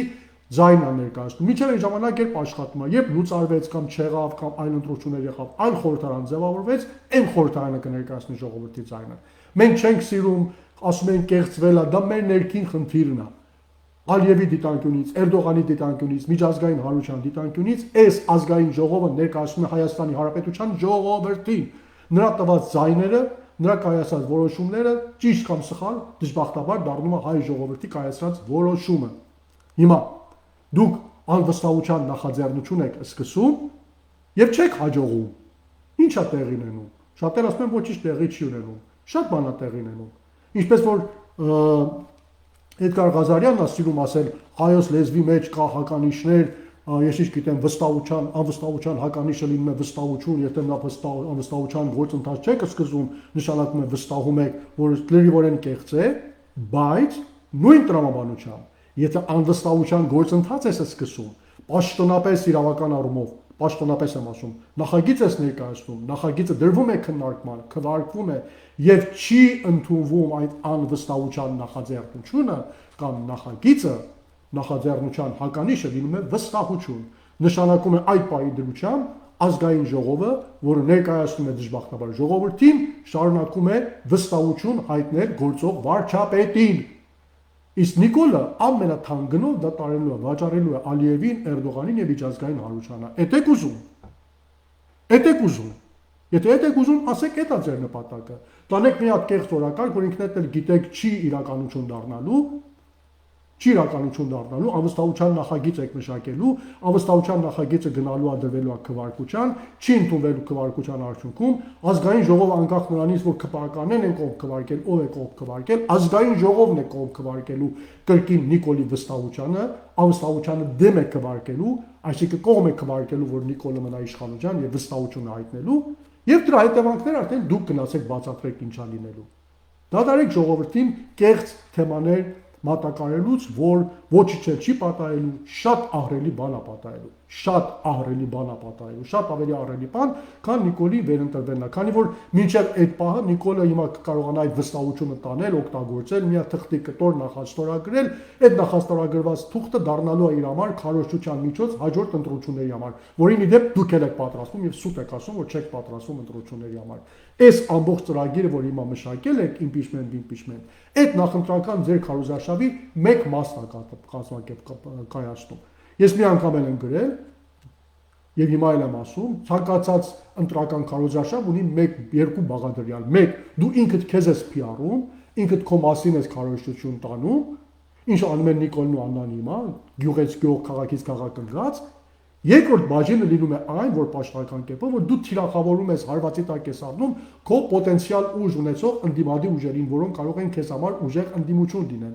Ու այս impeachment-ի նախագծով դուք հիմա թիրախավորում եք այն քաղաքական ուժին եւ այն անձին, որը այսօրվա հենց Գելապի հաստատած տվյալների համաձայն ամենագլխավոր ուժն է, որը կարող է Նիկոլ Փաշինյանի դեմ ժողովրդին համախմբել եւ բերել փողոց։ Դուք հիմա Նիկոլի իրականության մեջ հարկակառուցության երկրորդ բաղադրիչ տարն եք իրականացնում հարվածելով եւ նրան ապահովելով վստահություն։ Իդեպ այդ հարցազրույցի ժամանակ իհարկե ոչ պարոն Շամազանով, բայց լրագրողը 25-րդ րոպեում նման միտք արտահայտում, որ ինչ նպատակ են հետապնդում Հայաստան դաշինքը խոչընդոտելով impeachment-ը։ Հայաստան դաշինքը երբ է խոչընդոտել impeachment-ը։ Երբ է խոչընդոտել impeachment-ը։ Երբ է ասել, որ ես թույլ չեմ տա impeachment լինի, ես դեմ եմ impeachment-ին, ես եթե նախագիծ կա կպատրեմ կգցեմ աղբամանը։ Մի բան նման հայտարարություն դեսեք, գնացեք վերցրեք Հայաստան դաշինքի տարածած հայտարարությունը, մեկ անգամ եւս կարդացեք, մեկ անգամ եւս լսեք Աղվան Վարդանյանի բրիֆինգը, որ ունեցավ այդ կապակցությամբ։ Այդտեղ դուք որից է բան տեսնում եք, որ իրենք խոչընդոտում են impeachment-ի նախագիծը, որ նման միտք է գեներացնում ժողովրդի մեջ, որ Հայաստան դաշինքը խոչընդոտում է impeachment-ը։ Հայաստան դաշինքը ընդհակառակը շատ հստակ եւ պարզ ծրագիր է ներկայացրել, որ ինչպես կարող եք impeachment-ի գնալ։ Ինքն ասում է, ես ունեմ տեխնացու, չի էլ ժխտում տեխնացու ունենալու հարցը, հակառակ մեր մյուս գործընկեր Խմբակցյանը մի քիչ հետո դրան էլ կանդրադառնա։ Շատ հստակ ասում եմ, ես տեխնացու ունեմ, բայց այս նախագիծը համարում եմ անլուրջ եւ մոտավորապես հավատացած եմ, որ չի իրականություն դառնալու, բայց չեմ էլ խոչընդոտում։ Գնացեք, սկսեք, նախաձեռնեք, ով է դեմ դրան։ 8 ստորագրությունները հավաքեք, բերեք, ես էլ իմ ստորագրությունները տակը կդնեմ, ընդհանրապես տեխնացուի հարցն է քննարկելու թեմա չի, ում ուզում եք վերևը գրեք, բերեք մենք տակը կստորագրենք։ Հայերենում սա նշանակում է խոչընդոտել, կամ ես հայերեն լավ չեմ հասկանում, կամ դուք որտեղ չեք անում ճիշտ կարդակ Հայաստան դաշինքի տարածած հայտարարությունը։ Մարդիկ շատ հստակ ասել են, որ մենք այո, չեք նախաձեռնում։ Չեք նախաձեռնում, որտեղ անլուրջ ենք համարում։ Չեք նախաձեռնում, որտեղ չենք ուզում Նիկոլին անվստահություն հայտնելով ձախողած անվստահության նախաձեռնությունը սկսելով իրեն օժտել կրկնակի վստահության։ Չենք նախաձեռնում, որպեսզի կրկիների ժողովրդին մեկ անգամ էլ չհիասթափեցնենք, հետո վաղը չգա կանգնեք, ասեք, այն անգամ ուզում եք կրեիք, չկրեցիք, հիմա էլ ուզում եք impeachment անեք, չկարողացաք, ուրեմն այլևս դուք անելիք չունեք։ Մենք մեր գործն անում ենք, մեր պայքարը տանում ենք, բայց եթե դուք կարծում եք լուրջ է, իրատեսական է, ամենաիրատեսականն է, հեսա համեցեք, սկսեք, ձեր տեխնացուի անունը գրեք, տակն էլ ստորագրեք, ասեք սա մեր տեխնացուն է, մենք էլ ստորագրում ենք, մենք էլ սկսում ենք, քաղաքական պատասխանատվությունն էլ մերն է, ժողովուրդ ջան, մենք ենք անում, մենք ենք դրա թիկունքին կանգնած, այս նախաձեռնությունը մերն է, եկեք փողոց հովանավորեք։ Հայաստան դաշինքը ասում է մեր էսա մենք 26 քանի հատ ստորագրություն եք ուզում, այդ ստորագրություններն էլ մեր էսա պատրաստ դրված է տակը, որքան ուզեք կստորագրենք տակը, 10 անգամ կստորագրենք տակը։ Ես դրանից խոչընդոտում չեմ հասկանում, եթե դուք խոչընդոտում եք հասկանում, կարծում եմ մեկ անգամ պետք է հայերեն դասերի, այսպես ասած, դասընթաց անցկացնենք, որպեսզի հայերենի այսպես մակարդակը մի քիչ զարգանա ձեզ մոտ։ Վերջին թեման, վերջին հարցազրույցը, որը կարծում եմ չափազանց հետաքրքիր է, դա մեր երիտասարդ պատգամավոր աղջիկ Աննա Մկրտչյանի հարցազրույց։ Կարծում եմ մի քիչ ամփոփությունից է, մի քիչ ողջավորությունից է, որտեղ այդտեղ շատ անհարմար, այսպես ասած, բառապաշար է թույլ տվում, որը ես կարծում եմ հարմար չի եղել այդ բառապաշարի օգտագործումը, բայց մեկը ես կարծում եմ պիտի դրան անդրադառնամ եւ դրա մասին հիմա եթե թույլ տոնեք, թույլ տաք ես մի քիչ այս բաները փակեմ այստեղ, որ շատ բաց չմնա, բան շփոթովինը փակենք եւ անցնենք Շատ ցավալի է ինձ համար, որ թե հարցազրույցի խորագիրը եւ թե նաեւ նախկին մի քանի падգամավորներ վերջի շրջանում սկսել են նման մեկ ձևակերպում օգտվել։ Քոչարյանի падգամավորներ։ Երկե, Քոչարյանի падգամավոր լինելու մեջ ոչ մի բան չկա։ Պատամ նաեւ մի տեսակ պատվաբեր է, պատիվաբերում, բոլորի անվան ում անուն ինչ որ կերպով կկապի Ռոբերտ Քոչարյանի։ Ես պատվով եմ ասում, այո, Ռոբերտ Քոչարյանի աջակիցը եղել եմ, շարունակում եմ մնալ, իմ որոշակի պատճառներ ունեմ։ Բայց այդ ձևակերպումը խորհրդարանի падգամավորների դեպքում անհարմար է, սերի Աննա Մկրտչյան։ Մի օգտագործեք դա։ Այդ падգամավորները, ինչպես դուք, ընտրվել են Հայաստան Դաշինքի կազմած ցուցակի միջից, ժողովուրդը ձայն է տվել Հայաստան Դաշինքի ցուցակին, որը գլխավորել է Ռոբերտ Քոչարյանը։ Նրանք Հայաստան Դաշինքի հետագայել ազգային ժողովում Հայաստան խմբակցության падգամավորներ են, ազգային ժողովի падգամավորներ են։ Նրանց առաջնորդ այո Ռոբերտ Քոչարյանն է։ Տևական ժամանակ շատ հաճախ ժողովներ են ունենում եւ ունեն այնպիսի ժողովրդավարական մեթոդ, իրար հետ նստում են, խոսում են, որոշումներ են կայացնում եւ մեկ տղամարդու նման իրենց որոշումները հայտարարում են։ Հիմա եթե դուք շարունակեք Քոչարյանի падգամավորներ խոսել, ես էլ պարտավոր եմ խոսել, օրինակի համար ասեմ, Սերժ Սարգսյանի падգամավորներ։ Իդեպ այնտեղ եթե 28 քանի հոգի կան, այստեղ 4 կա։ Ձեր փոխկապակցություն, բայց Ռոբերտ Քոչարյանը թափեց կուսակցություն չունի, կուսակցության անդամներ չունի, որ հնարավոր լինի այդպես կապակցություններ գտնել, բայց դե ձեր պարագային արդեն կուսակցական պարադեպքերը 4 падգամավորի կապակցությամբ շատ հստակ են։ Եվ մենք էլ հիմա կարող ենք նման բառապաշարով խոսել, բայց դե հարմար չի, որտեղ դուք պատիվ ունենի падգամավորներն եք, ժողովուրդը ձայն է տվել պատիվ ունեմ խմբակցությանը, հենց այնպես որ ժողովուրդը ձայն է տվել Հայաստան խմբակցությանը։ Հետաբար հրաժարվեք այդ բառապաշարը օգտագործելուց, թեև հիշատակում եմ Քոչարյանի падգամավոր լինելու մեջ որևէ բան չկա, դրանով դուք ընդհանրապես ինչ-որ դրական ռիսկ եք արտահայտում այդ մարդկանց, բայց ամեն դեպքում իրավական առումով ձեր արտահայտությունը կարող է վիրավորական տվել։ Եվ իդեպ բառապաշարը, որ օգտագործում եք ականներ են, տրաքեցի, շատ անհարմար է, սիրից ընդդիմադիր ձեր գործընկերների կապակցությամբ տրաքել բառոց օգտագործել։ Հիմա Հայաստան Դաշինքի խմբակցության падգամավորները կարող է եթերներում գնացել են, ինչ-որ հայտարարություններ արել են, ասենք գուցե հանրապետական կուսակցության հաշվին, ինչ-որ որոշակի անձի կապակցությամբ։ Բայց ես չեմ տեսել որևիցե տեղ նրանք այդպիսի արտահայտություններ տրաքել, մրաքել, այդպիսի բառապաշար օգտագործել, ասենք պատիվ ունեն Դաշինքի իրենց գործընկերների կապակցությամբ։ Մի արեք սերիս, վատա եւ լավ չի։ Որտեղ եթե նման այդ բառապաշարի օգտագործումը սկսի տարածվել, հետո դե պիտի հետո մյուս կողմից են նման հայտարարություններ լինեն, հետո դրանից ասում են վերջին հաշվով շահում են Նիկոլը եւ Անանը։ Չգիտեմ դուք սիրում եք որ Նիկոլն ու Անան շահեն, բայց մենք ամեն դեպքում չենք ցանկանում որ Նիկոլը Անան այդ ամեն ինչից ուրախանան։ Աննան խոսում է դիմադրության շարժման պատասխանատվության մասին եւ 13-րդ րոպեն լսենք։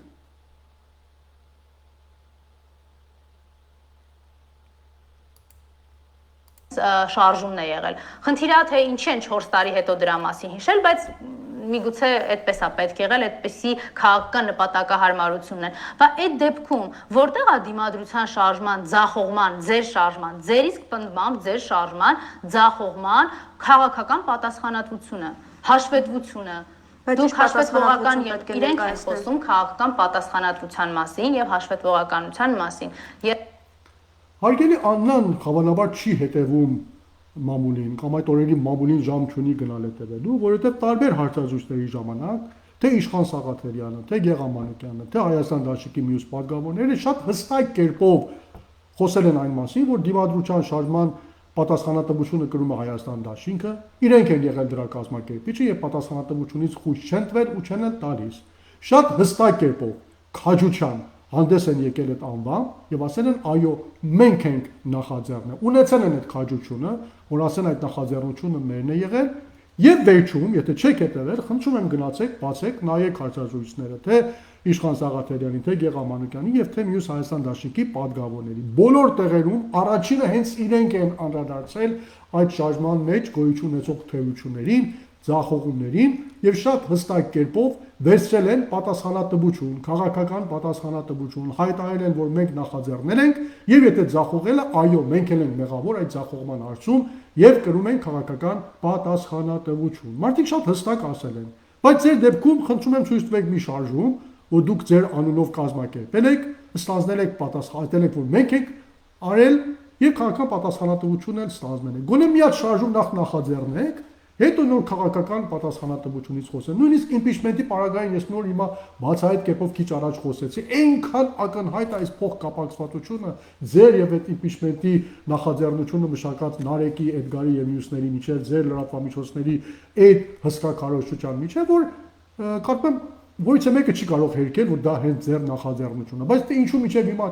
խուսափում եք դրա համար քաղաքական պատասխանատվություն այս պահին հայտարարելու, որ դա ձերն է եւ դուք եք անում եւ քաղաքական պատասխանատվություն ընդունելուց, ես չգիտեմ։ Հետաբար խնդրում եմ քաղաքական պատասխանատվությունից մի խոսեք, շատ հստակ կերպով քաղաքական պատասխանատվության մասին խոսել են Հայաստան Դաշնքի բոլոր պատգամավորները եւ շատ հստակ կերպով իշխան Սաղաթելյանը որպես այդ շարժման համադրողն էր, եթե չեմ սխալվում այդ ժամանակ, այդպես էր ինքը ներկայացված որպես համադրող։ Ասում են դե այդտեղ ինքը խմբակցության ղեկավարը չի եղել, դերակատարություն չի եղել, ինչպես դարձավ այդպեսի մտքեր արտահայտում, շատ ծիծաղելի անհամակաչարի, ու կարծեմ չի էլ հասկացել, որ ընդհանրապես իշխան Սաղաթելյանը այդ համակարգողն է եղել այդ ամեն շարժման եւ ինքը հիմնականում այդտեղ պատասխանատվություն կրել է եւ որևիցե մեկը շեշտում եմ խույս չի տվել պատասխանատվությունից, բայց եւ միևնույն ժամանակ թերություններին իրենք համեստորեն չեն բարձրաձայնել։ Բաները, որ նկատել են, խնդիրները, որ եղել է ձախողման հարցում, համեստորեն չեն անդրադարձել դրան։ Երբ խոսում էին նախանձի հողի վրա թույլ չեն տալի շարժումներ ձևավորվեն, նախանձի եւ խարդավանքի հողի վրա խանգարում են ցանկացած շարժում, ումին են անկնարկել այդ մարդիկ։ Դե մի քիչ համեստ են, խոնար են, չեն ցանկանում իրենց գործընկերների հասցեին ինչ-որ վատ բաներ ասել կամ բացահայտումներ կատարել այդ միասնականությունը չխանգարելու եւ Նիկոլի ջրաղացին ջուր չլցնելու, բայց դե դուք նրանց այդ համեստությունը, խոնարհումը եւ այդ բնավորությունը, որ ունեն, լռությունը մի չարաշահեք, հոգուտ նրա, որ սկսեք իրենց վրա ցեխ շպրտել, քար շպրտել, որ իրենք են այդ ամբողջ պատասխանատուն եղել։ Ես օրինակի համար ասում եմ շատ բաների ականատես եմ եղել դիմադրության շարժման ժամանակ։ Զարմանս ինձ ողջավորությամբ եկել եմ այնտեղ, բայց օրինակ տեսել եմ հանրապետականը լրիվորեն այլ պայքարեր համար տանում։ Շատ հստակ եմ տեսել, երբ որ շարքերը դուրս էին գալիս էին մտնում էին հրապարակցույցից, հանրապետականներ անջատվում էին, գնում էին մեկ այլ ուղղությամբ, իրենց վրանները մեկ այլ անկյունում էին, այդպես ասած կանգնեցրել, մյուս բոլոր քաղաքական ուժերը մեկ այլ անկյունում։ Ինձ համար լրիվորեն անհասկանալի է, թե ինչու պիտի այդ շարքերը բաժանվեն, իրենք գնան մեկ անկյունից, ցույցի մասնակցել, իրենք առանձին էին գալիս մասնակցում։ Դեռ ինձ համար հարցականը այդ լիսկան, ինչպես միանգամից դիմադրության շարժման ժամանակ Սուրիկ Խաչատրյանը հայտնի լիսկան եկավ հայտնվեց այդ վրանների կողքին, որոշեց այդ ձեր վրաների կողքին վրան միացնի։ Հետո ինչպես միանգամից հետո լրիվորեն չքացավ։ Հենց միայն դիմադրության շարժման ժամանակ էր որոշել Նիկոլի դեմ պայքարել։ Դե այս թեմաների մասին էլ եթե պետք լինի մենք կարող ենք խոսել ձախողումների մասին, ինչպես եղավ որ այդ շարժումը ձախողեց, ինչպես կողմնակի ժողովրդի մոտ այնպիսի տպավորություն ստեղծեցի, որ սա նախկին վատ բարքերի վերադարձի նպատակ է հետապնդում, մի տեսակ ժողովրդին հիասթափեցրեցի։ Դե լավ, չխորալամ այդ թեմայի մասին, չգնամ առաջ, եթե գնանք հետո լավ տեղեր դուրս բնականաբար չեն գալիս։ 17-րդ րոպեն այդ հարցազրույցի ինչ է ասում ընտրությունների նախին ընտրությունների կապակցությամբ մեր սիրելի Աննա Մկրտչյանը։ Ընտրական, նախընտրական, մի մտեք այդ նիկոլական հերթական օրակարգի մեջ, հիմա էլի իրանք առաջինը բերում են այս հարցը, այս խնդիրը։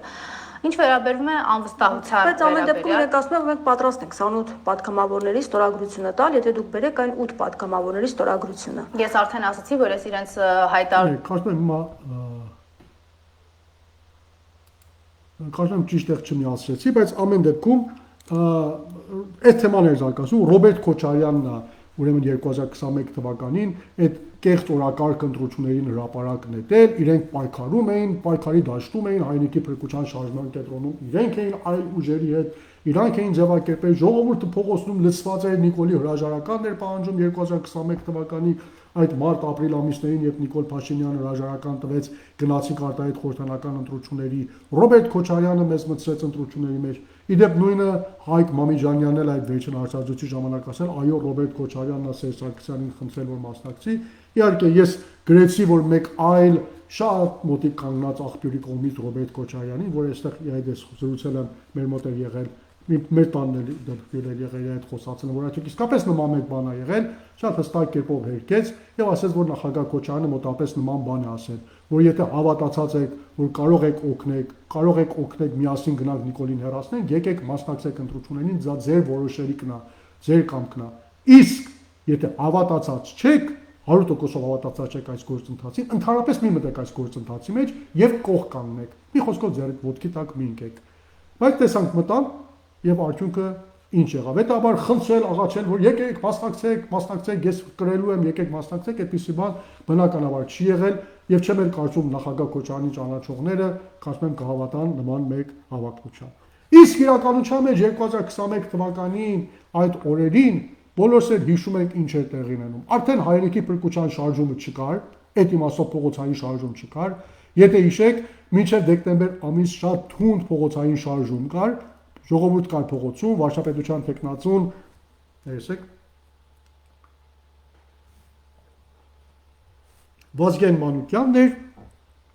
հետո ձմեռային այդ ցուրտ եղանակը սկսվեց, վրանները տեղադրվեցին Դեմիրճյան փողոցում, այդ ուրեմն Բաղրամյան փողոցում ներողություն, փողոցը փակվեց, մնաց մինչև այդպես ձմեռվա այդ եղանակն անցեց եւ արդեն օթերը երբ բացվեց եւ սկսեցին արդեն քաղաքական շարժումները սկսել, այլևս այդ նախկին շարժումը բնականաբար փողոցում չկար։ Ես չեմ հիշում փողոցային այդպիսի հսկա շարժում, փողոցում կանգնած ժողովուրդ, որ վանկարկում էր Նիկոլ հեռանալ, հանրապետականները պիտի պայքարել այդպես գլխավորեն, որ այդ միջոցին Ռոբերտ Քոչարյանը անկած հայտնվում եւ ասում որ գնանք ընտրությունների եւ ժողովուրդն էլ հետեւում է նրան։ Իմ համար իհարկե շատ հետաքրքիր է, որ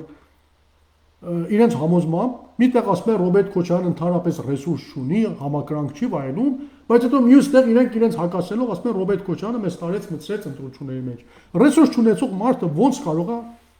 այդ ամբողջ ժողովրդին, այդ ամբողջ քաղաքական ուժերին համոզել, որ եկեք մտեք ընտրությունների գործընթացի մեջ։ Եթե այդպես է, որ դուք եք ասում, այդպիսի հեղինակություն ունի Ռոբերտ Քոչարյանը, ուրեմն ռեսուրս էլ ունի։ Ուրեմն էլ մի խաբեք ժողովրդին, որ ասում եք ռեսուրս չունի։ Բայց իրականությունը այն էր, որ ես ձեզ ասեցի։ Եթե հիշեք, նոր տարին, որ սկսվեց 2021-ը, մենք հետևյալ մեկ, այդպես ասած, գործընթացների ականատես եղանք։ Մեկը մյուսի հետևից Նիկոլի հրաժարական պահանջներ էին հրապարակվում։ Էլ մշակույթի գործիչներ, տարբեր ոլորտի գործիչներ, ընդհանուր մինչև գեներալներ, գերագույն շտաբը հայտարարությամբ հանդես եկավ Նիկոլի հրաժարականը պահանջեց։ Եվ հիմնականում հրաժարականների պահանջներ կա, եթե չեմ սխալվում, նույնիսկ Բայրաթորի կողմից էլ նման պահանջ դրված է։ Այդ ընթացքում ով փրկեց Նիկոլին, ով մեծ տարեց մտցրեց ընտրությունների գործընթացի մեջ։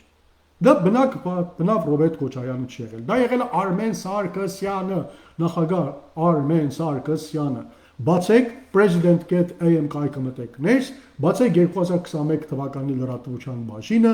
նայեք մարտ եւ ապրիլ ամիսների լրատվությունը։ Կտեսնեք, որ Արմեն Խաչատրյանը, Արմեն Սարգսյանը շատ ներողություն, ինչպիսի ակտիվություն է ունեցել։ Հայվատեք այսօրվա այդ մեր այսօրվա նախագահան չեմ սխալվում Վահագն Խաչատրյանը անունը, այդ Վահագն Խաչատրյանի ակտիվության հետ։ Այդ փուլում, երբ Նիկոլ Փաշինյանը միջազգային այցերի չէր կարող գնալ, վարկանիշը 0 էր, Փալասի կտոր էր դարձել, Արմեն Սարգսյանն էր իր փոխարեն գնում միջազգային հանրության մոտ, դուրը ծեծում, նրանց հետ բանակցություն էր վարում, Նիկոլի պատիվը բարձր պահում, որպեսզի Նիկոլը կարողանա մնա իշխանության։ Նիկոլի համար, այդպես ասած, կրեդիտներ էր հավաքում միջազգային հանրությունից, որպեսզի հանկարծ Նիկոլի մեջքը չդատարկեն մնան իր թիկունքին։ Նույն այդ ամիսների ընթացքում Արմեն Սարգսյանը առնվազն 3 հանդիպում է ունեցել Էդմոն Մարուկյանի հետ։ Եթե չեմ սխալվում, 2 հանդիպում է ունեցել Բարգավաճ Հայաստանի հետ։ Ռոբերտ Քոչարյանի հետ ընդհանրապես չի հանդիպել։ Սերժ Սարգսյանի կամ Հանրապետական կուսակցության հետ հանդիպել է, Հայրենիքի փրկության շարժման հետ ընդհանուր է հանդիպել, առանձին չի եղել, եւ այլ այդ մանր կուսակցությունները, որ կան մեկ հոգի, մեկ կուսակցություն ունի, այդ բոլորի հետ Արմեն Սարգսյանը հանդիպել է, եւ իդեպ ինքն էլ չի հերքել, որ բոլորի ընթացքում թեման եղել է արտահայտ խորհրդանական ընտրություններ։ Բոլորին համոզել է, որ եկեք գնանք արտահայտ խորհրդանական ընտրությունների Նիկոլի հետ, տեխնացումի առաջադրեք, ընտրություններ արեք եւ ամեն ինչ լավ կլինի։ Եվ դրանով հասել է նրան, որ գերագույն շտաբը իր հայտարարությունը ուրեմն հետ ավերսել եւ հրաժարվել։ Այդ մասին իդեպ ինքն է, եթե չեմ սխալվում, France Press-ի հետ կամ ֆրանսիական մեկ լրատվամիջոցների հետ հարցազրույցի ժամանակ շատ հստակ ինքն է խոստովանել Արմեն Սարգսյանը, որ ես եմ գնացել խոսել գեներալների հետ եւ նրանք իրենց ուրեմն հրաժարականներ հետ են վերցրել։ Հիմա այս ամենի մեջ Ռոբերտ Քոչարյանը որտեղ է կանգնած, ես չգիտեմ։ Նույնիսկ մեկ հանդիպում Արմեն Սարգսյանը Ռոբերտ Քոչարյանի հետ գոնե այդ կայքի մեջ չկա, որ հանդիպել է, Ռոբերտ Քոչարյանին ասել է՝ «Եկ դու էլ մասնակցի ընտրություններին», կամ Քոչարյանը գնացել նախագահ Սարգսյանին ասել՝ «Գնա այս ամենին հավաքի, բեր մենք գնանք Նիկոլի հետ ընտրությունների»։ Ամբողջ այս գործընթացը Նիկոլին փրկելու, պահելու, արտահայտ ընտրությունների կեղծ գործընթաց ձևավորելու եւ երկիրը դեպի արտահայտ ընտրություններ տանելու գործընթացը մեկ մարդու բեմադրությամբ իրականացվել Արմեն Սարգսյանի։ Իսկ Արմեն Սարգսյանին ով բերև դասրեց Հայաստանի Հանրապետության նախագահ 2017 թվականի թե չեմ սխալվում ապրիլ ամսին սահմանադրությունը հստակ կերպով խախտելով։ Դրա պատասխանը դուք ունեք, չէ՞։ Մեր ամբողջ ողբերգությունը, որ եղել է այս ամբողջ ընթացքում, դրա գոնե նույնքան որ Նիկոլն է պատասխանատու եւ դավաճան, նույնքան էլ Արմեն Սարգսյանն է եղել, որ իր պարտականությունները չի կատարել եւ հատկապես 2021 թվականից հետո մեզ տարելամցրել է ընտրությունների գործընթացի մեջ։ Այս ամենը մի 100 տարվա առաջվա պատմություն չի, ընդհանրապես 4-5 տարվա առաջվա պատմություն է, գնացեք, բացեք, նայեք, տեսեք այդ շրջանի հանդիպումները, որ եղել է։ Մի անգամ դուք տեսել եք Ռոբերտ Քոչարյանը որևէ մեկի հետ հանդիպում ունենա կամ մեկին հրավիրի ասի եկեք մասնակցենք։ Ինք ասել է, եթե ընտրություններ լինի, ես կմասնակցեմ։ Մարդիկ հավատացել են իրեն, որտեղ հավատացել են, որ մարդը կարող է մի բան անի, մասնակցել են։ Իսկ կողքից եղել են ուժեր, որոնք կանգնել են, մասնակցել են եւ իմանալով հանդերձ, որ ինքը ամենաշատ ձայնը կշահի եւ այդպես էլ եղել է, չեն համախմբվել իր դրոշի տակ, ընդհակառակարել են ամեն ինչ, որ ձախողի։ Եվ դժբախտաբար ունեցել ենք այն արդյունքը, որ հիմա ունենք։ Անակ Մակաչյան ինչ ասում։ Ասում եմ, որ իրենք տեխնացու չունեն, պատիվ ունեմ դաշինքը տեխնացու չունի։ Դա նույնն է նաև իրենց հայտարարության մեջ էին գրել, բայց երբ իրեն հաց են տալիս, որ դուք նախաձեռնությունը կսկսեք նախագիծ, ասել է հաստատ կսկսենք։ Ընկերուհի ջան, եթե տեխնացու չունեք, ո՞նց եք նախագիծը սկսելու։ Գոնե Էդգար Ղազարյանն ու Նարեկը շատ հստակ բացատրում են, չէ՞, որ այդ նախագիծը սկսելու համար դուք նախ պետք է ունենաք վարչապետության տեխնացու։ Իսկ եթե դուք ասում եք, ես վարչապետության տեխնացու չունենք ընդհանրապես, ո՞նց եք նախագիծ ստեղծելու, սկսելու։ Կամ չեք սկսելու, կամ ունեք ձեր հստակ վարչապետի տեխնացուն, որի մասին չեք հայտարարում։ Դուք դիրքորոշվեք որն է ճիշտ։ Կամ սուտ եք ասում, ընդհանրապես նախագիծ չեք սկսելու, միայն հայտարարում եք մի բան, որ հայտարարեք մենք էլ արել ենք, կամ ունեք հստակ վարչապետի տեխնացու, որի անունը եւ ժամանակը կա, գտնեք այդ վերևը։ Թե ով է այդ վարչապետի տեխնացուն, ինչու չեք հայտարարում, դրա մասին ուզում եմ այսօր խոսել, բայց առաջ չեմ խոսի կթողնեմ հետո։ Եվ վերջում մի հետաքրքիր միտք արտահայտում Աննա Մկրտչյանը, որ ինքը ասում են լավ, բայց ԿՊԱ-ականները որ չեն ձայն տալու, ով պետք է գնա ԿՊԱ-ականների ձայները հավաքի։ Ասում ես ԿՊԱ-ականների հետ խոսելիք բան չունեմ, ԿՊԱ-ականների հետ չեմ խոսելու։ Իրենք հիմա հետաքրքիր է, որ նախաձեռնություն են ուզում սկսեն։ Ասում են, որ մենք նախաձեռնությունը կսկսենք, նախագիծ կսկսենք, Նիկոլի իմպիչմենտը կնախաձեռնենք, բայց դրա հիմնական բաղադրիչը, որ ԿՊԱ-ականների հետ խոսելն է, ԿՊԱ-ականերից պատգամավորներ համոզելն է, որ կան կոնքվարգյան, ասում են, դե մենք կապ չունի, ես չեմ խոսալու, ես չեմ կարող այդ մարդկանց հետ խոսեմ։ Նարեկն հետ գանել, ասում են, մեր գործը չի։ Բայց դա պետք է Հայաստան դաշինքն անի, դա էլ է գցում Հայաստան դաշինքի գրպանը, դուք նախաձեռնությունը սկսեք։ Մի բան, որ իրենք համոզված չեն, պիտի արդյունք տալու, պիտի արվի, դուք փորձում եք ամեն կերպ համոզեք, որ պիտի գնանք դա անենք, եւ դրա մասին միտք եք ձևավորում, հետո ասեք դրա հիմնական բաժինը դուք չեք անելու։ Եվ իդեպ այդ բնավորությունը նույն Էդգարի եւ Նարեկի մոտ էր կա։ Գնացեք ուրեմն Նարեկի առաջին լայվերը, որ անում էր նայեք, եթե չեմ սխալվում 168.am-ի հետ հարցազրույցի ժամանակ էլ այդ միտքն ասում է։ Ասում է դե այս ընդդիմությունը փողոց գեներացնել չգիտի, ես գիտեմ փողոցը ոնց գեներացնեմ։ Դուք միայն նախաձեռնությունը սկսեք, փողոց գեներացնելը իմ վրա, այդ падգամավորների հետ խոսանն էլ իմ վրա։ Ես բոլորին կհամոզեմ, կբերեմ։ Սա իրենց արտահայտած մտքերն է։ Նույնը Էդգարն էր ասում։ Հիմա կամաց սկսել են փոխել, ասում դե դա էլ մենք անենք։ Չենք անը, բայց դուք ինչ եք արել այս ընթացքում։ Ոչ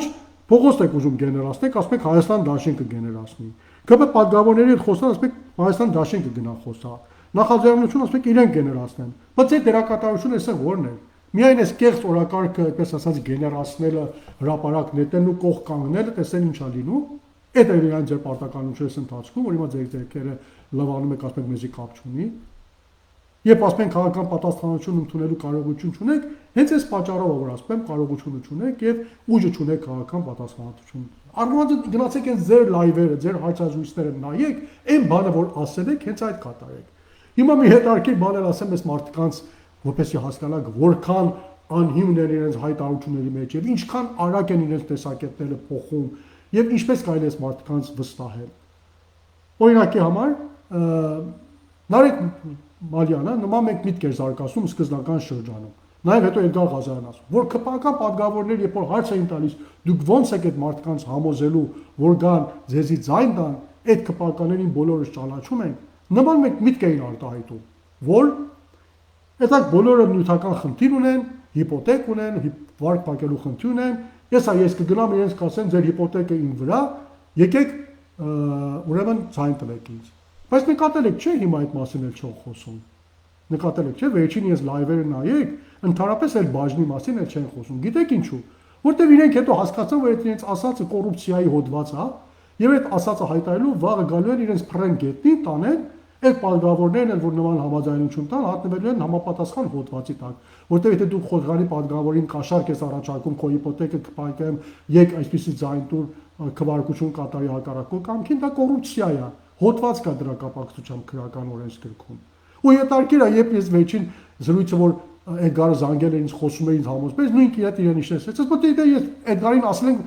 Նարեկ էլ չի խոսում այդ մասին։ Մենք իմ ասել ենք որ դա ճիշտ չի, լավ չի, չենք խոսում այդ մասին։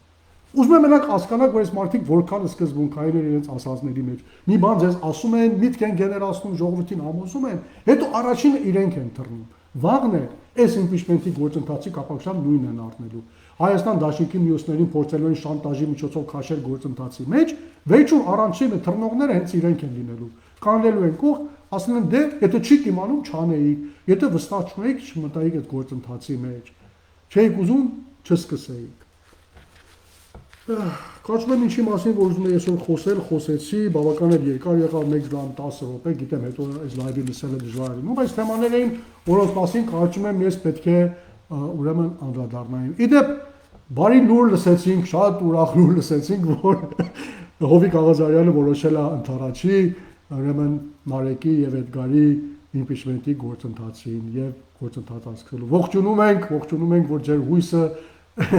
Հովիկ Աղազարյանի հետ ավերջն աչքով իշխանապողության կապակցությամբ այնքան լուրջ է այս ձեր գործընթացը, այնքան լուրջ է, որ արդեն պիտի Հովիկ Աղազարյանի հետ դուք հույսեր կապեք։ Դե սպասենք առաջ ընկնենք, տեսենք ինչ է առաջ գալիս, հետո այդ թեմաների մասին կարող ենք խոսել, ավելի լուրջ վերլուծություններ ներկայացնել։ Այս թեմաների մասին խոսեցի ժողովրդությամբ, թեմաները շատ կան, շատ ավելի կարող էին խորանալ, ավելի մանրամասն կարող խոսալ, որոշակի պատճառներով հիմա դեռ շատ չեմ խորանում, բայց խոստանում եմ, եթե այս ընթացքը որ կա, հարցազրույցներ, լայվեր, բաներ շարունակվի, մենք էլ պարտավորվում ենք այս թեմայի մասին պարտավոր ենք լինելու խոսալ, որտեղ մինչև այս խնդիրը մեկ մեր միջով չլուծենք, Նիկոլի դեմ պայքարը անիմաստ եւ անարդյունավետ է լինելու։ Նախ այս հարցը պիտի հստակեցնենք եւ հետո ամբողջ ուժով զբաղվենք Նիկոլի իշխանապողության հարցով։ Շնորհակալ եմ որ հետևեցիք ինձ, լավ մնացեք բարեկամներ, լավ շաբաթավերջը մաղթում բոլորիդ։ Հաջողություն ձեզ։